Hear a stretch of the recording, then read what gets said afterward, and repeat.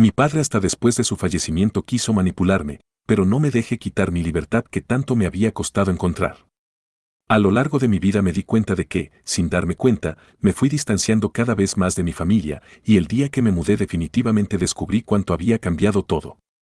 Recuerdo que antes de irme de casa ni siquiera me percataba de lo poco que mis padres notaban mi ausencia, nunca hubo una gran despedida ni interrogatorios profundos sobre mis planes futuros. Mis padres apenas decían a dónde vas, y ni siquiera se molestaban en comentar mis decisiones. Incluso, meses después, mi padre me envió un mensaje amenazándome con cortar la ayuda para la universidad si no regresaba a casa durante las festividades, a pesar de que yo ya me había graduado hace 3 años. Esa amenaza era, en cierto modo, un reflejo de lo desconectados que estaban, de lo poco que se interesaban en mí.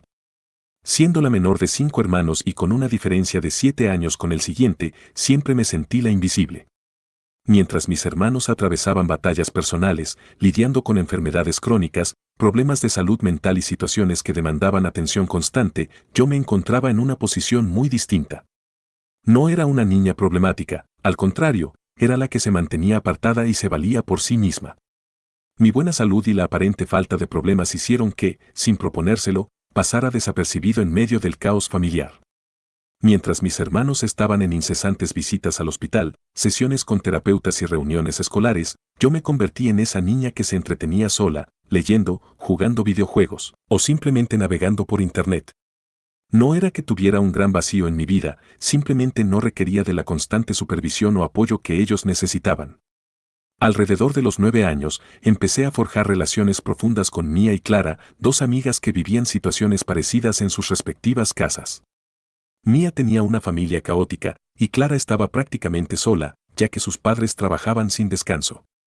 Nos entendíamos de forma instintiva, sin necesidad de hablar demasiado sobre cómo nos sentíamos excluidas o pasadas por alto. La empatía mutua se convirtió en el cimiento de una amistad que, con el tiempo, llegó a sentirse más como una familia real que de sangre. Durante la secundaria, la preparatoria y finalmente en la universidad, las tres nos mantuvimos unidas. Al terminar los estudios decidimos mudarnos juntas a otro estado, convencidas de que habíamos forjado nuestro propio refugio, algo que nuestras casas biológicas jamás pudieron ofrecer. Una vez que me independicé y me mudé, el contacto con mis padres se volvió esporádico y frío, apenas hablábamos. Mi madre solía enviarme mensajes con conversaciones superficiales, preguntando por mis estudios o dónde trabajaba, pero nunca llegaban a algo más profundo.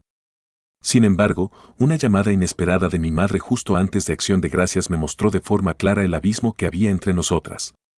Ella me llamó sin previo aviso y me preguntó a qué hora llegaría a casa para celebrar la festividad, algo que ni siquiera recordaba que se planeaba. Yo, sorprendida, le conté que tenía un viaje programado a esquiar con Mía y Clara, un plan que habíamos organizado durante meses. Su reacción fue de puro enojo y acusaciones, me recriminó por supuestamente faltar a la familia, argumentando que iba a estar sola, ya que mi padre habría pasado el día con mi hermano en una instalación asistencial. Con tan solo 3 días de aviso, se esperaba que dejara de lado mis planes y me presentara de inmediato. Su actitud me dejó helada. ¿Cómo era posible que, tras años de poco contacto, repentinamente se sintiera defraudada y en el derecho de imponerme su voluntad sin previo acuerdo? Poco después, recibí un mensaje de texto de mi padre en el que la situación se volvió aún más absurda. En ese mensaje, me amenazaba con dejar de pagarme la universidad si no regresaba en Navidad, a lo que le recordé que ya me había graduado hace 3 años. Pensé que, al aclarar ese detalle, el asunto se resolvería, pero no fue así. Mi padre continuó reclamándome, llamándome ingrata y acusándome de haber olvidado todo lo que mis hermanos y yo habíamos sacrificado por la familia. Fue en ese momento cuando la furia y el resentimiento comenzaron a crecer en mi interior, pues siempre había sido yo la que se mantenía al margen, el que no provocaba ni pedía ayuda, y ahora de repente me acusaban de traicionar a la familia. Durante días me debatí entre sentirme culpable y enojarme conmigo misma, pensando que quizá debía hacer un sacrificio para complacer a mis padres. Pero al hablar con mis amigas, sobre todo con Clara, sus palabras me hicieron ver la realidad. Nunca tuve la obligación de estar allí solo para reparar lo que nunca fue. No debía cargar con la culpa de cuidar de ellos, ni con el peso de sus manipulaciones. En mi corazón, comprendí que eran ellos quienes habían decidido dejarme de lado cuando más lo necesitaba, y ahora, cuando todo se había vuelto conveniente para ellos, pretendían que yo fuera el salvavidas. La situación escaló cuando mi hermano mayor, Jake, se puso en contacto conmigo. Tras meses de silencio, me llamó diciendo simplemente tenemos que hablar. Al contestar, apenas pude comprender lo que me decía. Entre tanto enfado y confusión, me informó que nuestros padres estaban hablando de convertirme en la tutora legal de uno de los hermanos, el niño menor, David, en el futuro, para cuando ellos ya no estén. No pude contener el shock. ¿Acaso, tras años de negligencia, ahora esperaban que yo asumiera una responsabilidad tan importante sin haberme preguntado siquiera mi opinión? La idea de convertirme en la responsable de cuidar de mi hermano menor, sin haberme involucrado nunca en estas responsabilidades, me resultó intolerable. La propuesta, que ya se estaba tomando a espaldas mías, me llenaba de indignación y mi respuesta fue clara y tajante: no lo haré. No soy su respaldo, ni la solución a sus problemas. La situación se volvió aún más insoportable cuando recibí, días después, una carta de mi madre. En ella, expresaba, sin rodeos y de manera desorganizada, que necesitaban mi ayuda, que me echaban de menos y que, al final, alguien debía hacerse cargo de la familia en su totalidad.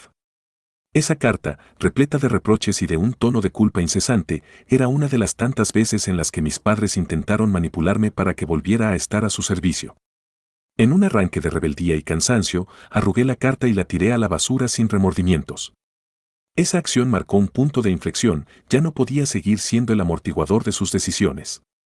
No pasó mucho tiempo hasta que decidí bloquear todos sus números, papá, mamá e incluso el de Jack, para evitar más llamadas o mensajes que trataran de arrastrarme de vuelta a una situación que solo me había causado dolor. Durante algunos días, la liberación se hizo notar en mi mente y en mi corazón, sintiendo que por primera vez en años podía respirar sin el peso de la culpa y la obligación de atender sus demandas. Sin embargo, esa libertad no duró mucho. Unos días después, sonó el timbre de mi puerta y, al abrir, me encontré con mi madre en persona. Ella estaba allí, diferente, con la mirada cansada, marcada por los años y la lucha, pero decidida. Sin embargo, en vez de ofrecerme un abrazo o una disculpa, lo único que hizo fue intentar convencerme de que debía volver, esta vez con la excusa de que mi padre estaba empeorando y necesitaba toda la familia a su lado. Tu papá está muriendo, Olivia, dijo con voz seria y temblorosa, apoyándose en una tarjeta de hospital.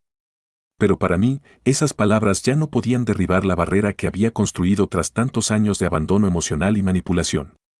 Aunque sentí un dejo de compasión y tristeza al escucharla, mi respuesta fue firme: no iba a ser, ni ahora ni nunca, esa persona que se sacrificaba sin medida para salvar a una familia que siempre me había despreciado. La situación se agravó aún más cuando, poco después, recibí otro correo electrónico de mi hermano Jack.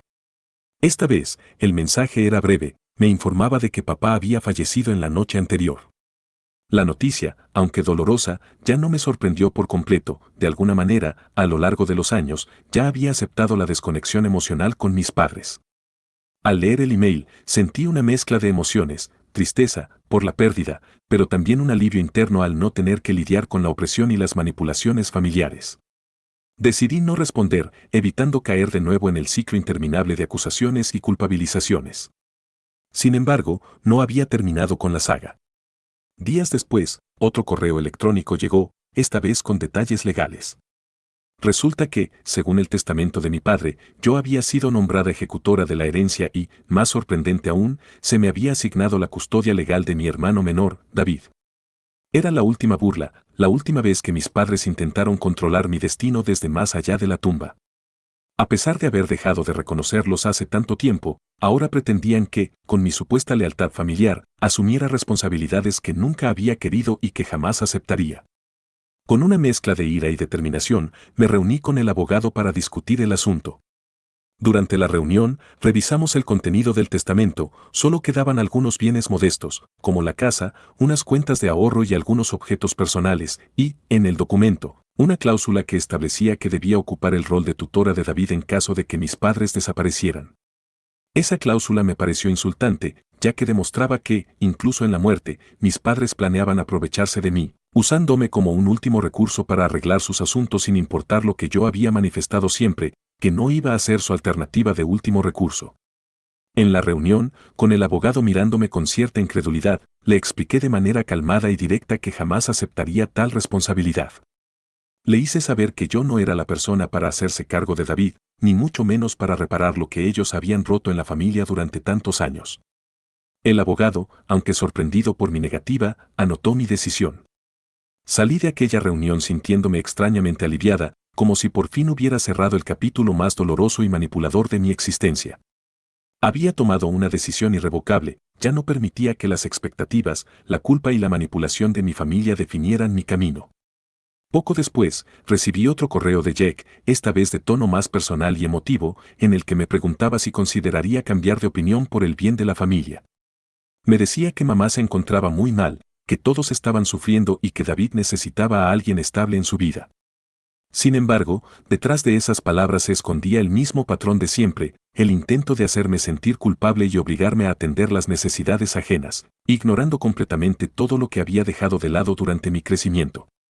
Recuerdo haber pasado horas reflexionando sobre ese mensaje.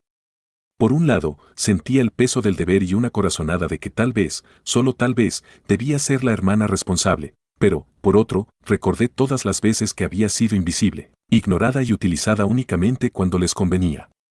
Mi respuesta fue breve y definitiva, les respondí con total sinceridad que no podía ni quería convertirme en lo que ellos esperaban de mí. Les dejé claro que, a partir de ahora, mi vida era mía, y que el precio de mi libertad era no cargar con la culpa de sus errores. Después de enviar ese último correo, sentí una ligereza que no experimentaba desde hacía mucho. No era que no me importara mi familia, era simplemente que había comprendido que debía vivir para mí misma. Mi felicidad no podía depender de un vínculo que siempre había estado marcado por el control, la indiferencia y la manipulación. Así, poco a poco, comencé a reconstruir mi vida. Volví a conectarme con mis amigas, especialmente con Mía y Clara, quienes se habían convertido en mi verdadera familia, en aquellas personas que siempre estuvieron a mi lado sin condiciones y que me ofrecieron el amor que nunca recibí de sangre. Las semanas que siguieron estuvieron llenas de cambios. No hubo más llamadas, ni cartas, ni visitas inesperadas. Por primera vez en años, la paz y el silencio reinaban en mi mundo, y esa calma me permitió reconectar conmigo misma.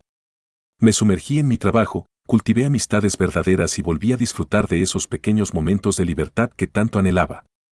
Comprendí que, a pesar de todo el dolor y la manipulación, había aprendido a conocer mi propio valor y no estaba dispuesta a dejar que los errores del pasado definieran mi futuro. Claro, la herida familiar nunca se cerraría del todo. La muerte de mi padre dejó un vacío inevitable y, en ocasiones, me invadía una tristeza profunda al pensar en cómo se habían desmoronado todos los lazos. Sin embargo, esa pérdida también representó para mí un cierre definitivo, el fin de una etapa en la que fui tratada como la niña invisible y el inicio de una nueva fase en la que me eligieron a mí, por fin, para decidir quién quería ser y de quién quería formar parte.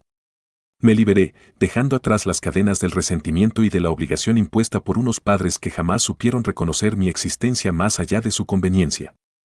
Al recordar todos estos episodios, entiendo ahora que mi lucha nunca fue por el amor de mis padres, sino por mi derecho a ser vista y valorada, por construir una identidad que no se viera definida por la negligencia y la manipulación. Por todos esos años en los que me sentí pasada por alto, he aprendido a poner límites, a decir no a lo que no me beneficia y a buscar mi propia felicidad, sin importar las demandas de otros. He decidido que, a partir de ahora, mi vida transcurra en función de mis decisiones y deseos, sin el peso constante de una culpa ajena que nunca me correspondió. Hoy, mientras escribo estas líneas, me siento libre. Libre de las ataduras emocionales que mi familia intentó imponerle, libre de la sensación de deberme a algo que nunca he querido ser. Esa sensación de libertad no ha significado que cierre por completo las puertas al pasado, simplemente he aprendido a mirar atrás con la frialdad de quien ha comprendido que, en ocasiones, los lazos de sangre se pueden transformar en lazos de conveniencia y que la verdadera familia no siempre es la que nace en un hospital. Mía y Clara son ahora mi referencia, las que me han mostrado que el cariño verdadero se construye día a día y que la lealtad se mide en actos, no en promesas vacías o en sentencias de culpa.